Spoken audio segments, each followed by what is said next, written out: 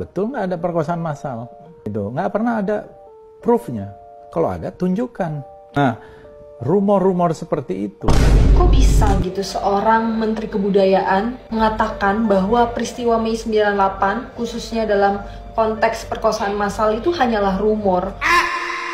Dan pernyataan ini benar-benar tidak memiliki sensitivitas terhadap gender maupun clear empati terhadap keluarga korban dan seluruh perempuan yang berjuang bersama dengan korban.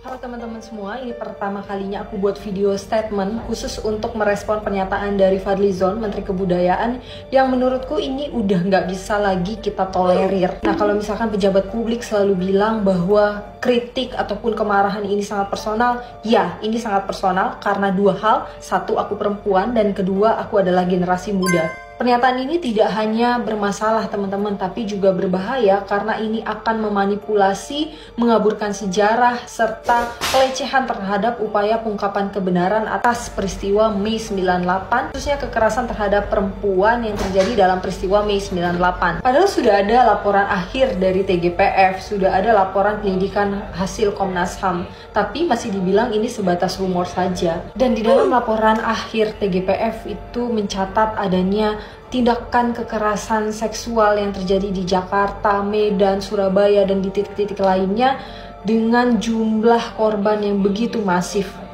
Dan bagaimana bisa ini dikatakan sebagai rumor, padahal sudah ada banyak sekali keterangan, kesaksian dari korban maupun keluarga korban, kemudian juga ada perawat, psikiater, psikolog, pendamping, rohaniawan, dan lain sebagainya yang menyatakan bahwa benar ada peristiwa perkosaan massal pada Mei 98. Selain dalam laporan penyelidikan Komnas HAM maupun dalam laporan TGPF, juga Fadlizon seharusnya bisa melihat dasar pembentukan dari Komnas Perempuan itu ya karena adanya peristiwa Mei 98. Dan yang kedua, peristiwa Mei 98 juga telah diabadikan lewat memorial Mei 98 yang ada di Pondok Rangon. Kita lihat Fadlizon sendiri gagal untuk memahami kekhususan dari kekerasan seksual yang terjadi pada Mei 98 dibandingkan kekerasan lainnya. Apalagi kecenderungan dalam peristiwa Mei 98 itu menyasar pada etnis tertentu yaitu Tionghoa yang pada saat itu dikonstruksikan sebagai kambing hitam akibat krisis moneter yang terjadi di tahun 98. Dan seharusnya